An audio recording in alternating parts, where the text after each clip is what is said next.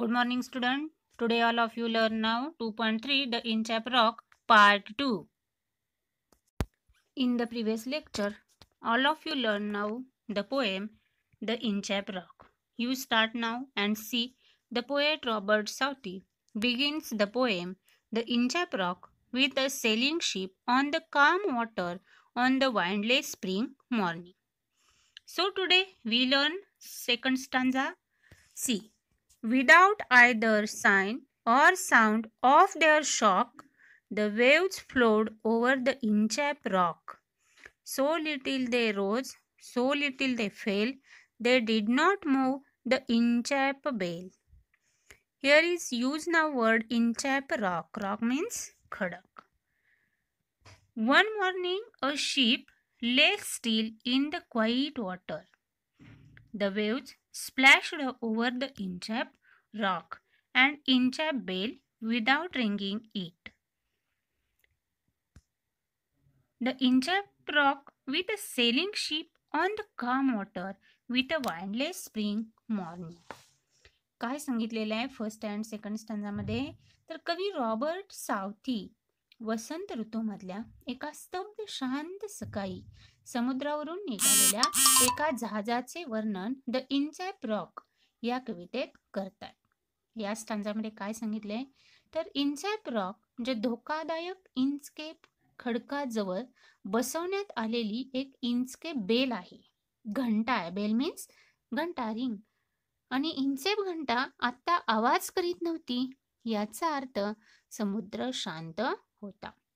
काय सांगितलेलं या स्टांजामध्ये की समुद्रामध्ये एक अशी बेल बसवण्यात आलेली होती की ज्यावेळी काही डेंजरस कंडिशन निर्माण झालेली असायची, काहीतरी धोका निर्माण होणार असायचा, त्यावेळी ती बेल वाजायची.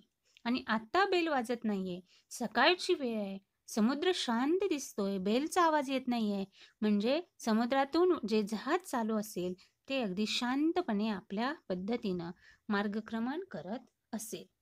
C now here in these stanzas explanation or small gist. The second stanza describe the mild sea waves. The waves were rising and falling so little that they did not make any sign or sound.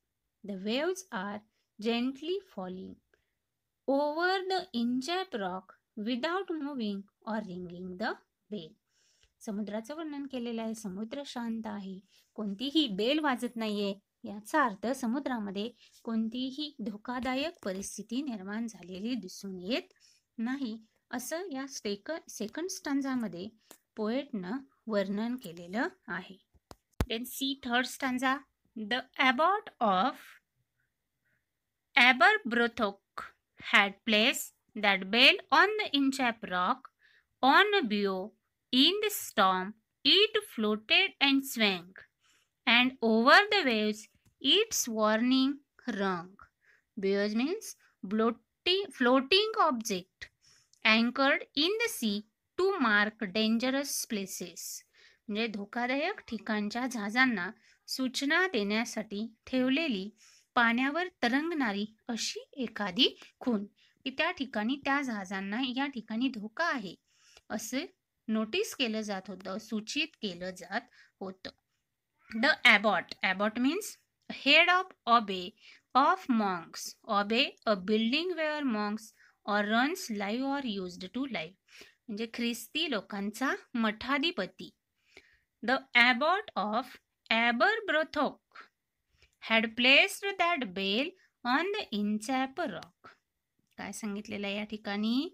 The abbot of Aberbrothock had placed it so the bells ringing would be heard and sailors could avoid rocks even when the rocks were hidden by high tides. Then on a buoy in the storm it floated and swung, and over the waves its warning run. Then sailors who could not see the rocks heard the bell. They steered their ship away safely and blessed the abbot for saving them. See now explanation of this stanza. The third stanza is about the bell. the good old abbot of Aberbrothock positioned the Inchap bell there on the Inchap rock. During the storms, it floated on a bow and rang wildly, swung by the high tides to alert everyone that the dangerous rock was there.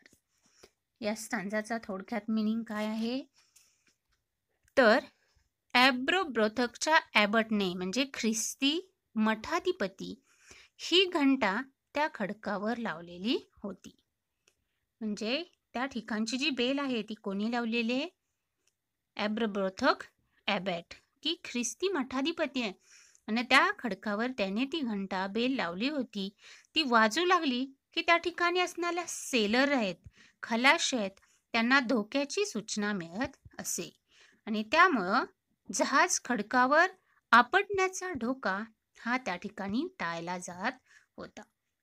म्हणजे या ठिकाणी लोकांना जागृत करण्याचं काम ती धोक्याची घंटा करत होती आणि ती धोक्याची घंटा बसवण्याचं काम कोणी केलेलं आहे द ॲबॉट ऑफ ॲबरब्रोथक की तो खडक असा होता की तो धोकादायक खडक होता आणि त्या खडकापासून इतर जहाजांचं प्रोटेक्ट केलं जात होतं. Bell to ring sailor who could not see the rocks hear the bell.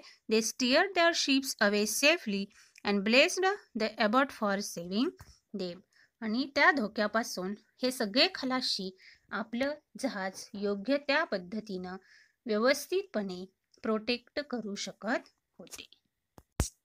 Next stanza.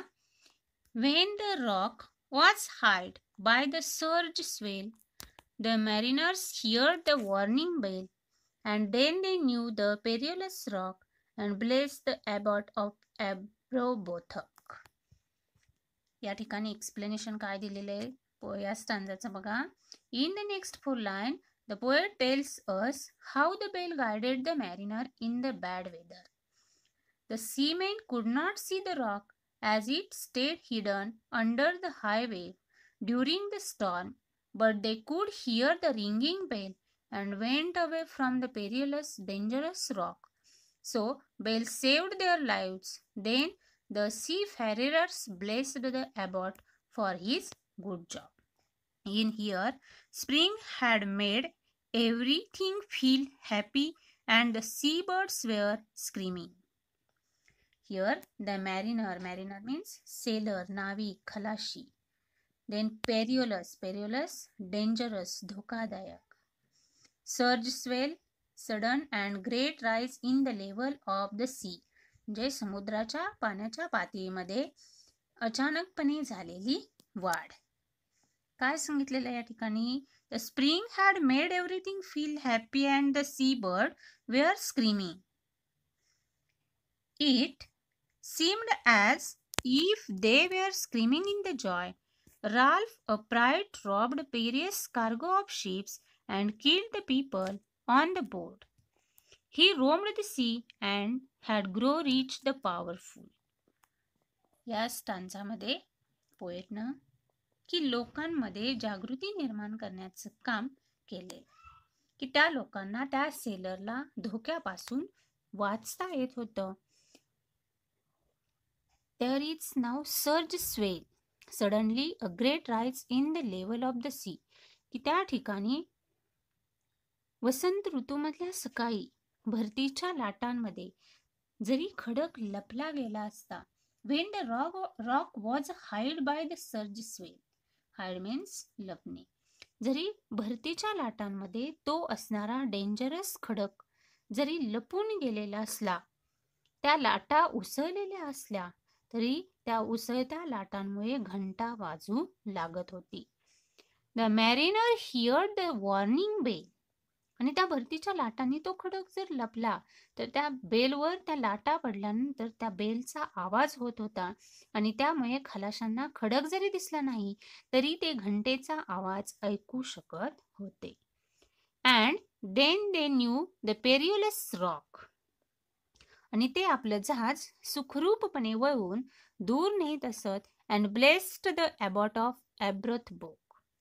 आणि त्यांचा जीव वाचवल्याबद्दल की ज्या व्यक्तीनं ती एक अशी कल्पना केलेली होती आणि ती सत्यात उतरवलेली होती, त्यानं जी आयडिया केलेली होती, त्या व्यक्तीला मात्र हे सगळे सेलर, खलाशी लोक आशीर्वाद देत असत. आणि ह्या घंटेची आयडिया करणाऱ्याचं नाव काय दिलेलं आहे या ठिकाणी? ॲबट of ॲबरब्रोथक.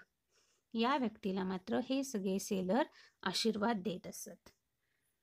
The explanation, see the explanation per stanza given nearer to this.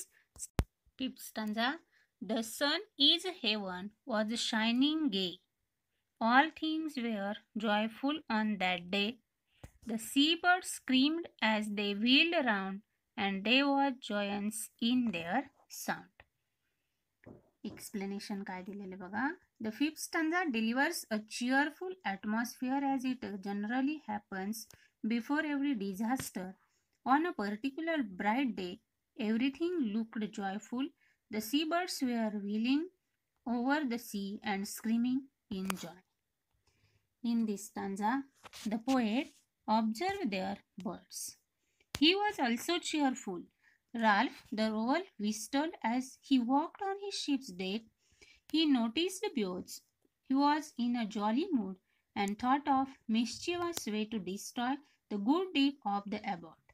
He was jealous of the way the sailor spoke thankfully about the good man. Then, spring had made everything feel happy and seabirds were screaming. की वसंत ऋतू आलेला आहे आणि वसंत ऋतूमध्ये पक्ष्यांचा होणारा किलबिलाट या ठिकाणी वर्णन केले आहे. It seemed as if they were screaming in joy. जरी त्या ठिकाणी पक्षी हे आपला आनंद घेत असले, सगळीकडे फेरफटका मारत असले, फिरत असले, आपल्या जीवनाचा आनंद घेत असले तरी Ralph prior dropped precious cargo of ships and killed the people on the boat. परंतु अशा कंडिशनमध्ये सुद्धा प्रत्येक व्यक्तीचा जीव कसा वाचला जाईल, त्याला आपल्या जीवनाचा आनंद कसा घेता येईल, याचं अत्यंत सुंदर वर्णन या स्टांजामध्ये केलेलं आहे. की वसंत ऋतूमधल्या त्या उबदार असणाऱ्या सकाळी, म्हणजे ऊन पडलेलं आहे, सूर्यप्रकाश सर्वत्र पसरलेला आहे, वातावरण उबदार झालेलं आहे आणि सर्व काही आलबेल होत चाललेलं आहे. समुद्र पक्षी किलबिलाट करीत आहेत आणि हवेमध्ये आनंदानं भराऱ्या मारत आहेत. The boy of the Inchcape Bell was seen, a darker speck on the ocean green. Sir Ralph the rover walked his deck and he fixed his eyes on the darker space. या स्टांजामध्ये काय सांगितलेलं आहे पोएटनं? He ordered the boat to be lowered. Then his men rowed over to the boy. The wicked Ralph cut the bell loose and it slowly sank into the water. He was satisfied that the next ship would be wrecked and the sailor who would sink near the Inchcape Rock would not bless or thank Abbot. या ठिकाणी या स्टांजामध्ये काय सांगितलेलं आहे? See now explanation. The poet Sir Ralph is introduced for the first time on that fine day. The bow and anchored floating sign to show the reef on the Inchcape Rock was clearly visible, as it was a blackish spot in the green ocean. Sir Ralph the rover went on to the deck of his vessel and gazed at dark spot of the bow. की Ralph या समुद्री चाचाने, Ralph हे कोण आहेत?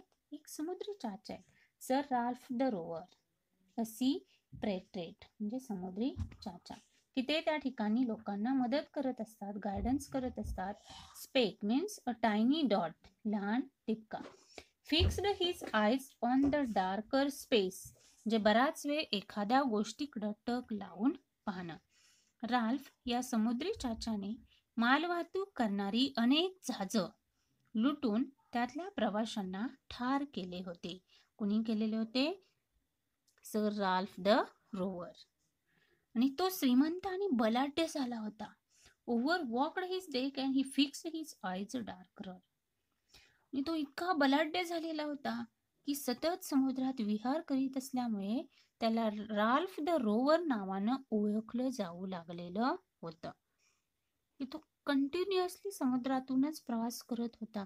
जणू काही आपल्या भाषेत सांगायचं तर समुद्रच त्यानं खरेदी केलेला होता. असं हे या एका राल्फ नावाच्या व्यक्तीचं वर्तन होतं, म्हणून त्याला काय म्हटलं गेलेलं आहे या ठिकाणी? Sir Ralph the rover. की जणू काही समुद्राचा तो मालकच झालेला आहे. समुद्रामधून मालाची वाहतूक करणाऱ्या जहाजांना लुटण्याचं काम तो करत होता. जहाजांमध्ये असणाऱ्या काही लोकांना त्यांनी ठार मारलेलं होतं. सी नाव पोएम समजायला तशी अवघड आहे. प्रत्येक स्टांजाचं एक्सप्लेनेशन थोडक्यात पुढं दिलेलं आहे. ते रीड करा, लर्न करा.